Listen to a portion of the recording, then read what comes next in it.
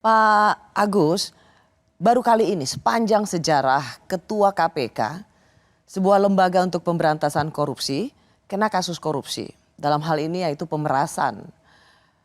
Dulu memang pernah ada Ketua KPK, tapi berbeda kasusnya. Ini tersangka sebagai seorang yang memeras pihak yang berperkara.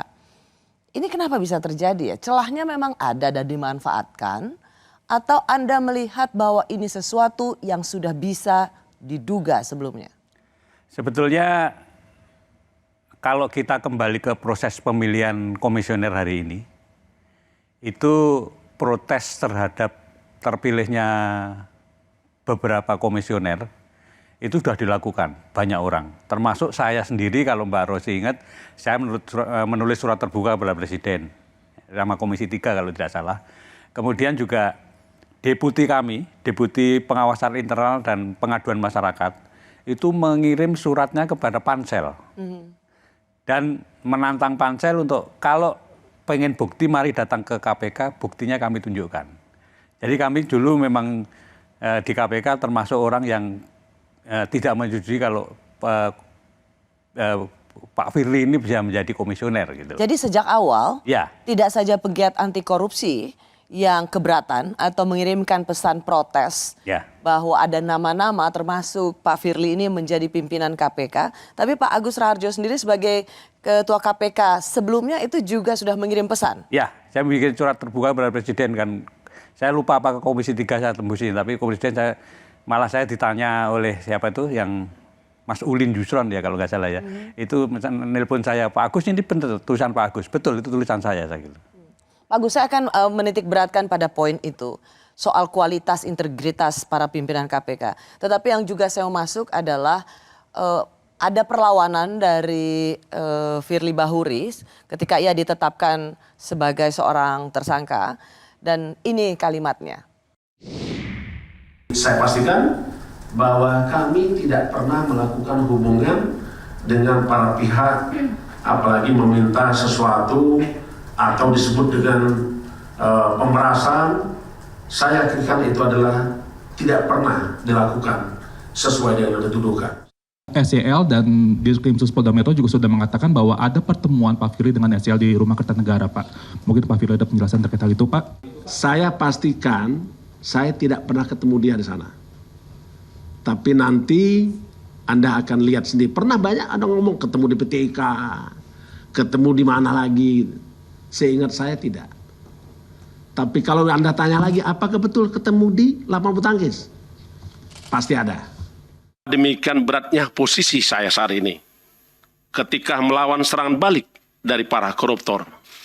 Apalagi itu dihadapi dengan gagah berani, dengan tanpa menyerah, tanpa menelelah untuk membersihkan negeri ini dari praktek-praktek korupsi.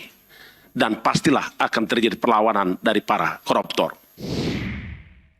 Firly Bahuri sudah ditetapkan sebagai tersangka tetapi masih memberikan pembelaan. Kita terima itu, tapi kita juga lihat bahwa ia masih sangat lantang dan mengatakan bahwa ini serangan balik dari para koruptor. Apakah Pak Agus sebagai Ketua KPK di masa sebelumnya juga melihat ini gejala yang sama, koruptor menyerang balik? Serangan balik koruptor itu mungkin ada, itu wajar sekali kalau. Apakah ada. Dalam kasus ini serangan kasus balik ini, koruptor? Saya terus terang kalau kita mengacu kepada pengalaman pada waktu saya menjadi Ketua KPK, Saudara Firly ini juga pernah dilakukan penyelidikan etik terkait dengan ketemu dengan salah seorang yang diduga juga akan menjadi berperkara. Oke, jadi kalau saya katakan misalnya bahwa apakah pas konteks koruptor menyerang balik di kasus Ketua KPK menjadi tersangka, itu sebuah label yang pas? Itu saja yang saya tanya. Apakah benar ini koruptor menyerang balik atau memang sudah layak dan sepantasnya seorang KPK dijadikan tersangka? Kalau lihat kejadiannya kemudian kan banyak ya. Kenapa kemudian kita ragu-ragu bahwa itu serangan balik?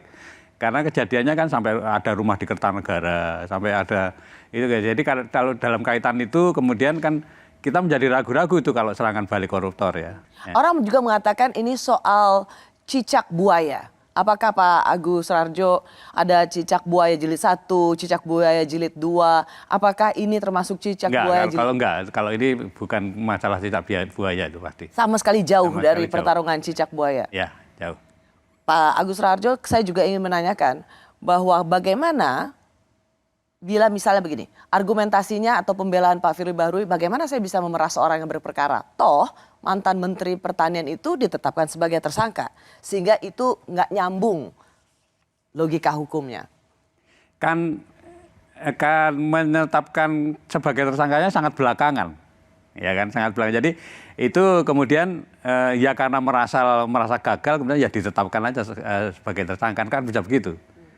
Jadi kalau saya kalau menetapkannya itu jauh-jauh hari sebelum isu itu berkembang, itu malah mungkin sangat jauh lebih baik dibandingkan dengan sudah menjadi medannya sudah diacak-acak, medannya sudah baru ditetapkan gitu loh. Kalau kita lihat apa kalimatnya mantan Menteri Pertanian ketika ditanya oleh para wartawan, apakah benar Ketua KPK memeras Menteri Pertanian soal kasus korupsi? Mentan mengatakan tangan saya masih diborgol ini. Itu pesan apa kira-kira menurut Anda? Kalau Tangan saya masih diborgol itu kan dalam arti dia nggak bisa berpihak pada dirinya sendiri karena juga dia terkait dengan KPK yang masih bisa melakukan apa dia lebih diberatkan atau akan diringankan kan anunya begitu. Jadi dia pasti mikir itu juga, makanya dia tidak memberikan jawaban yang clear, yang jelas mengenai. Ia tidak dapat mengatakan yang sebenarnya karena tangannya masih diborgol di KPK. Baik.